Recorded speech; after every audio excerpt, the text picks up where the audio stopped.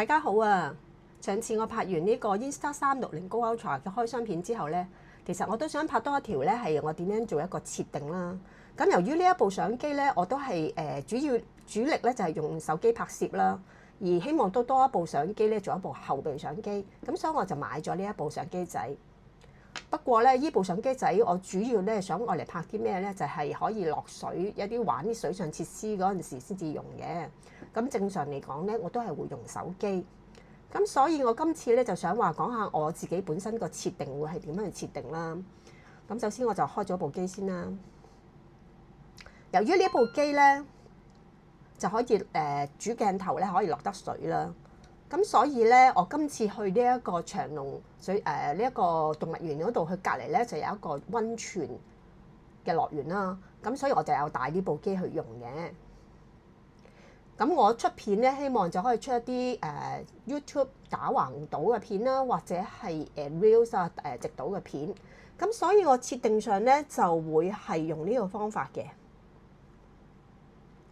咁由於咧有啲部分可能係比較夜晚或者係室內嘅地方咧，咁所以咧我呢個Peer Video 咧我就 set 咗設定嘅。咁我開啟咗佢嘅，係啦。咁點解咧？因為當你可能拍攝嗰陣時，去啲室外或者室內嘅環境，你唔需要再去撳啦。對於我哋呢啲唔係話太高要求嘅人嚟講咧，最好就係全部設定晒之後咧，即係開機就可以影啦，以免咧又要去顧開機點樣去設定咧，又要去點樣拍攝咧，對我嚟講咧就覺得唔夠方便啦。咁另外咧，其他設定嚟講咧，我都係盡量簡單。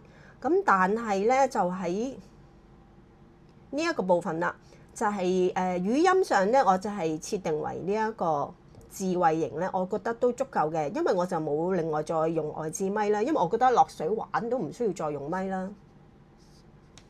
跟住語音控制嗰度咧，我就用咗呢一個英文去做一個設定嘅。點解我要用呢一個咧？因為我發現咧，出翻去先，如果要影片或者影相咧，當你撳嗰陣掣咧，大家嚟留意下。咁你會撳嗰下咧，同你用手機咧係喺個 mon 嗰度去撳咧，係好輕，同埋係唔會影響到嗰段片嘅。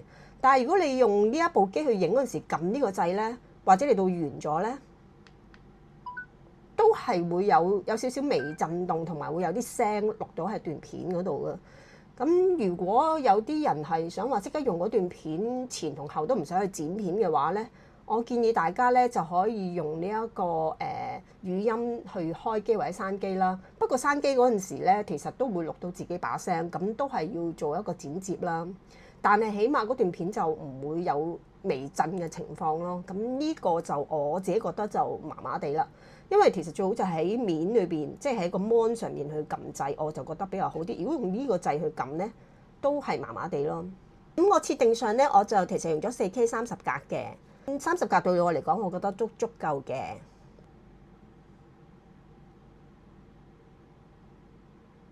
嗱，另外呢個修正都好緊要啊，因為你拍攝嗰陣時咧，你可能係黐喺個心口啊，或者戴頂帽上面啦。咁我通常就會就咁揸住部機啦，所以呢個設置都好緊要嘅。另外咧，人面優先呢啲咧都要設定啦，以免去 outflow 啦。嗱，頭先講到咧，因為佢撳嗰下你會有一個嗒一聲啦，咁我就可以建議大家用語音啦，或者用手勢都 OK 嘅。咁變咗唔想剪片嘅朋友咧，大家就可以用呢兩個模式咯。咁但係語音咧，你開頭嗰下聲講話去錄啦，都冇乜問題。但係當你想停止嗰陣時，就會錄到你把聲，都係要剪片咯。咁我建議都係用手勢啦。咁但係我試過用語音都好準確，都冇乜問題嘅。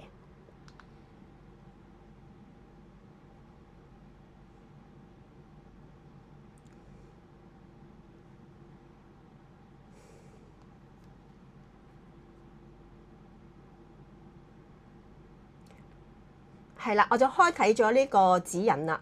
咁點解咁得意咧？有呢個十字咧，因為開咗呢個free film 去拍攝嗰陣時咧，你用直島啦，或者係橫島咧，你都可以將你拍嗰陣時如果用呢個主機嘅拍咧，你就可以見到你想影嘅嘢咧。嗱，譬如好似我擺咗啲嘢，你想嘅拍攝物啦，咁你就可以擺喺你直度或者橫度都拍攝嘅位置嗰度，就方便你去取景嘅。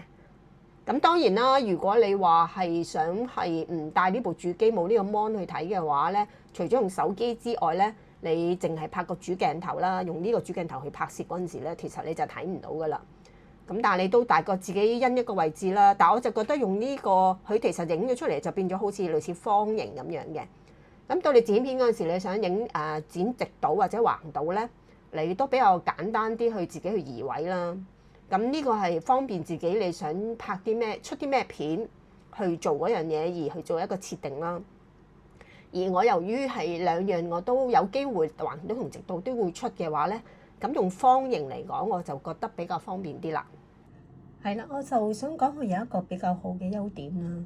咁佢當我哋去進行錄影嗰陣時啦，咁佢哋見到佢左下角咧就有呢個圓形呢個位置。其實呢個圓形位置咧就好好嘅。咁你喺度拍緊片啦，好多嘢喺度整緊。突然間你好想同呢個主體去影張相啦，譬如你同師兄影緊佢，咁跟住我想去影相，咁我就可以影相啦，就唔需要再出翻去轉翻做影相模。因為我覺得呢個其實係真係唔錯嘅設定嚟嘅。咁我仲想分享下咧，就當我真係拍攝嗰陣時咧，雖然咧佢係啲水嘅環境，呢一部主機係唔可以落水啦，但係我因為想話睇到影啲乜嘢咧，我就有帶埋呢一部主機一齊落去嗰個溫泉同埋或者係水上輪嗰度嗰部分去玩嘅。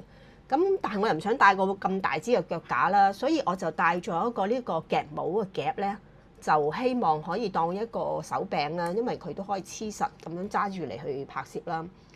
咁但係咧，我發現拍攝嗰陣時咧，大家要留意一部分咧，就係阿師兄幫我影嗰陣時咧，佢就可能未必用呢嚿嘢啦，佢就咁揸住。但係揸住嗰陣時，可能佢咁樣揸住啦，就遮住咗呢一個咪喺呢個位置，咁變咗嗰段片就好細聲啦。咁所以大家咧，我就建議咧，就可以用翻一個架咁樣去揸住嚟影啦，就比較好啲。咁但係呢一個咧，我覺得真係有啲細嘅，就有啲難揸啦。呢一個冇夾，咁我建議大家都係用翻呢一個可以轉嘅呢個支架啦。咁當然啦，有啲朋友就冇買呢個架啦。咁但我建議真係要買呢個架，因為呢個架我覺得真係好好用啦。佢可以擺落嗰個自拍棍嗰度用呢一個螺絲頭啦，同埋佢都好實嘅。係啦，咁佢就要夾住呢個位置嚇，要撳呢個掣啦。咁當你拍攝嗰陣時咧，就我覺得好方便啦。咁就可以扭翻直佢啦。咁就真係當一支微型嘅腳架仔咁樣用咧，就我覺得係好好咯。嗱，大家拍攝嗰陣時咧，如果有呢個十字度咧，你容易因啲位啦。如果你真係有帶呢個主機，咁如果冇帶主機都唔緊要嘅，咁佢就可以拆咗出嚟黐喺呢一個旋轉支架度都可以影到嘅。咁當然啦，你自己要就翻個位置，因為你影呢個鏡頭就佢有直到橫到啦，咁你自己都要留意翻究竟係擺喺邊個位啦。咁我可以示範一下，我熄咗部機先，係啦。咁佢剝呢個嘢出嚟咧，就要撳住呢邊。係啦，因為都佢啲攝石真係有啲實嘅，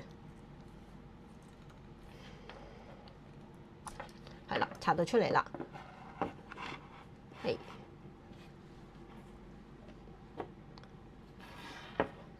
咁你就可以睇到擺喺呢一個旋轉支架度啦。咁如果你係想呢個，因為我係用 full frame 呢個拍攝模式啦，係啦。如果我係想係啦，睇翻啦。如果我係想前邊影啦，因為你有時揸住呢嚿嘢有啲難揸啦，同埋你最緊要攝住呢兩邊呢一個攝石啦。係啦，你主要嗱，大家因為呢個攝石都好實嘅，咁你就要黐住呢兩邊啦，因為兩個有個攝石嘅位啦。咁同埋咧，佢本身就係呢一個位置，我就睇下先。佢個收音咪可能係喺呢個位嗱，收音咪我就唔知佢位置喺邊度啦。咁我建議大家都係攝翻呢兩邊啦。咁睇翻咧，去拍攝嗰個鏡頭就會係咁樣啦。係啦，咁跟住就因為如果你本身就係諗住落水玩，唔想帶呢部機啦，咁呢部機收起佢啦。咁但係大家都要注意翻佢係直倒同橫倒嗰個鏡頭係點樣擺啦。嗱，我建議咧大家真係用呢個 full film 嘅拍攝方法咧，我就覺得比較簡單啲。你剪片嗰時都比較輕鬆啲咯。咁佢咁樣呢盞燈喺呢個位置咧就係橫倒嚟嘅。咁你橫倒啫，但係你其實你本身剪片嗰時都可以自己剪翻呢個直倒咯。所以咧，如果用呢一嚿主相機去拍攝嗰陣時，我建議都係揸翻呢一個旋轉支架咧，你係好揸好多咯。如果你淨係揸呢嚿嘢，就有啲難。同埋呢嚿嘢，我深信落水都冇乜問題嘅。咁當然鹹水就唔好啦，鹹水就算啦，就攞翻呢部機就算啦。咁但係如果係泳池水嘅話，係淡水，我就覺得呢個旋轉支架都可以攞得落水嘅。跟住咧，我就分享翻一啲咧，我喺呢一個溫泉樂園裏邊玩嗰陣時嗰啲測試啦，嗰部機嘅情況，究竟我接唔接受咧？對我嚟講咧，我自己睇翻片咧，我都係接受，我覺得都係唔錯嘅。咁有興趣朋友咧都可以繼續睇落去啊！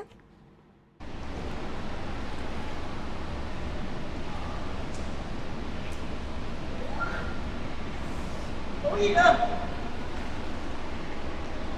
有冇咁犀利啊？39.5度。哇！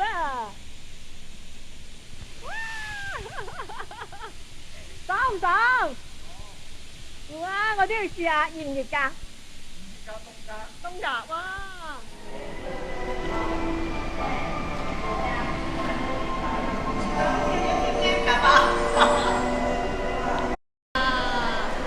你企呢度，我幫你影相啊！唔好坐啦嚇，好坐。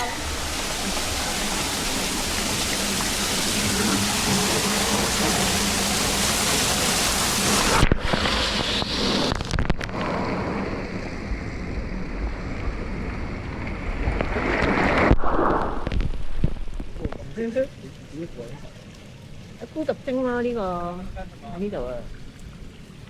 喂，水田君 ，hello，使唔使測試下係咪真係可以落水啊？而家我撳咗㗎啦。